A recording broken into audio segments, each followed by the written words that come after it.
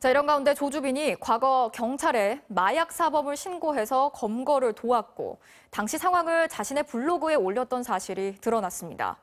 자, 그런데 조주빈이 올린 내용이 이후에 자신이 실제로 사용했던 수법과 너무나 비슷해서 경찰의 수사를 도우면서 오히려 범행 수법을 익혔을 가능성이 제기되고 있습니다.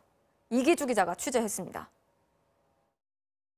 지난해 6월 조주빈이 한 포털 사이트 블로그에 올린 글입니다. 자신이 한때 경찰의 마약 사범 검거에 협력했던 적이 있다며 마약 유통업자들의 특징을 적었습니다. 마약 거래는 텔레그램 같은 보안성 높은 메신저로 이루어지고 경찰의 추적을 피하기 위해 이른바 던지기라는 수법을 활용한다고 돼 있습니다.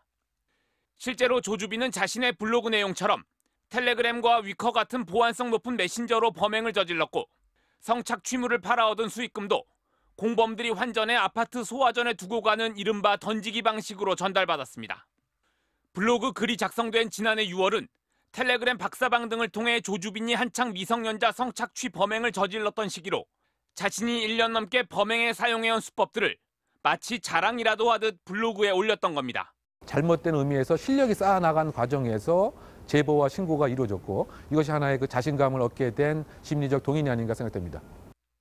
조주빈은 마약사범 검거 당시의 상황이라며 자신이 현장에서 찍은 사진도 올렸는데 2018년부터 최근까지 조주빈은 인천 일대에서 벌어진 보이스피싱과 마약사범을 신고해 5차례의 신고보상금과 1차례의 경찰서장 감사장을 받기도 했습니다.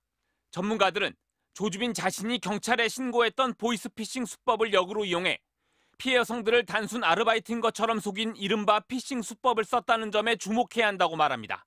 또 자신이 신고를 한 뒤 마약사범 검거 현장에 동행해 경찰이 어떻게 수사하는지 파악하면서 범죄 계획을 조금씩 구체화했을 가능성도 배제할 수 없다고 지적합니다. 많이 좋아했고 많이 접했고 그러다가 보니까 이 사업에 돌아가는 구조를 남보다 빨리 파악했었을 것 같아요. 그 계기가 언젠가를 추적해보는 게 조주빈이 왜 이렇게 되었나를 추적해보는 데서는 가장 여성들을 상대로 끔찍한 범죄를 저지르면서 동시에 경찰의 조력자로도 활동했던 조주빈. 그에게 마약 사범과 보이스피싱범들의 범행 수법은 자신의 범행을 위해 배워야 할 대상이었습니다. MBC 뉴스 이기주입니다.